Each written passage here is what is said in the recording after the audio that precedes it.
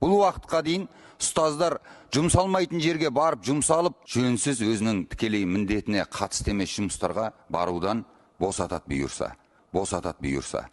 Ұстаздар қауымы күтіп отырған үлкен жаңалықтар бар заң. Жаңа барлығымыз айтып жатқан сол 6-шы баптың жаңадан енген 4-ші тармағы мен 7-ші баптың қосымша тармақшалары ол ұстазды қағазбастылықтан және жөнсіз жауапкершіліктен һәм жөнсіз өзінің тікелей міндетіне қатысты емес жұмыстарға барудан босатат бұйырса. Сондықтан бұл заңдың маңыздылығы осы.